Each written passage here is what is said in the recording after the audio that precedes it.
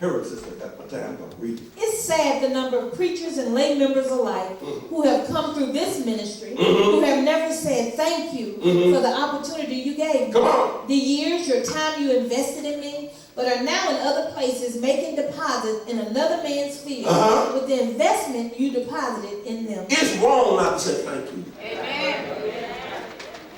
The most trusted act that a pastor or a person can do is open up a pulpit to another speaker. That's a great responsibility. And out of some 30 that have come through here, only about 5 have said thank you. They left without saying a word. Didn't give you an explanation. Y'all not in here. I'm glad I didn't make that mistake.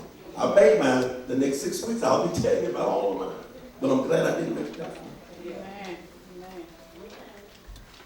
In 1973,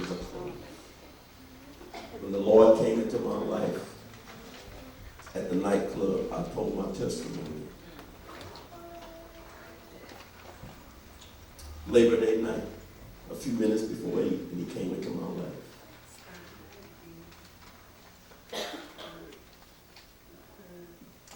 I didn't want to go back to where my mom and my grandmother's church, because I thought they were too strict. I liked the way some of those other preachers was preaching, because I could keep doing some stuff. So you keep playing your music. All music is the same. Well, it's mighty funny, God came and told me to come out that club.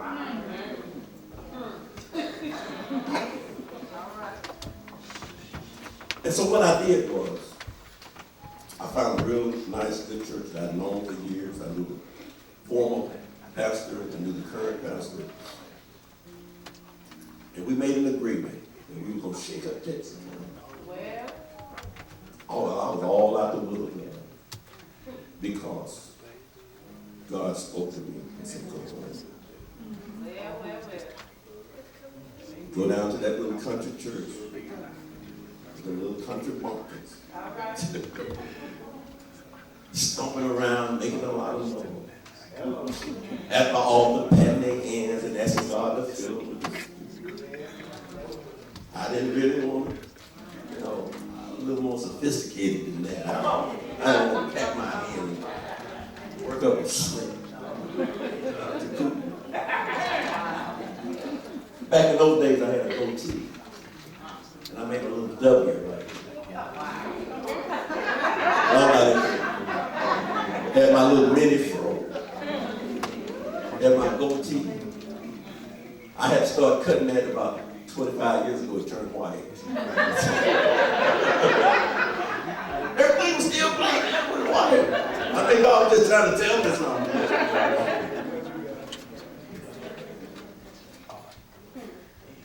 This is a true story. And Sister Valerie was working the swing shift at the time. And I had made up my mind what I was going to do. So I was jumping in the car to go take her to work. She's always running late. And as I was getting ready to sit down in the car, my leg went out, my knee went out, and it got locked. The long story short, that was God. It wasn't because I made a funny move. The reason I know it was God. I couldn't fix it where I could straighten it up. I had one foot out, my car door, I'm in the middle of the street. They had to call the ambulance. The ambulance came, they couldn't do anything for me there. I went on the gurney in this awkward position.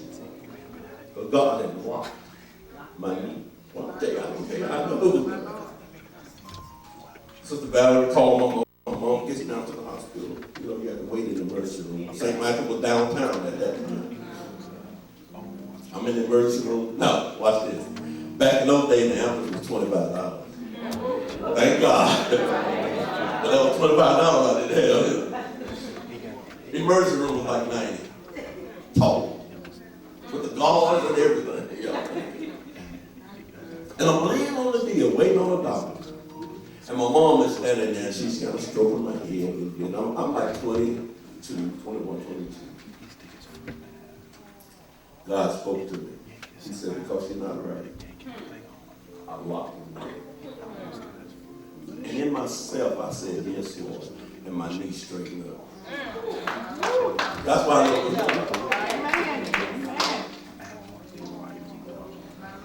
What it cost me, it cost me. My children tell you, I don't buy designer clothes. I don't think clothes should make you be anything. You should make clothes. You ought to be able to put on something, make them clothes. Amen. And because I couldn't move my leg, they were trying to examine. They took these scissors and they cut up my Jordache that I had broken down the back and bells. No, I didn't hear. Y'all don't know what God did to me that day, because it took a lot for me to buy those Jordache. It said Jordache. And bells.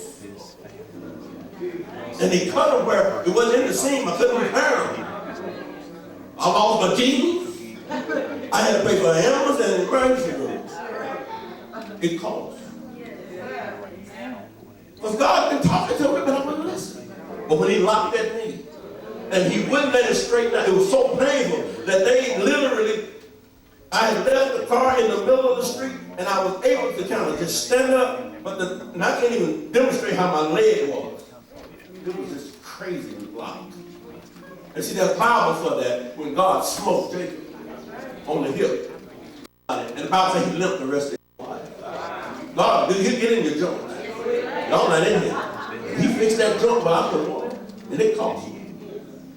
The mistake was costly. But when he spoke to me, I told my mom, this is before God fixed it me. I said, I know what my knee is this week. She said, what is it? I said, the Lord told me to do right, do better. And as I was telling her, that's when it just straightened up. I sat on the side of the thing, and I told the nurse I'm ready to go tell the doctor, I stopped. Amen. I said, you better still got time to go to work. I'm not in there. You don't need to stay at the house with me. That ruined her thing. But the one thing I'm glad I did, that I knew how to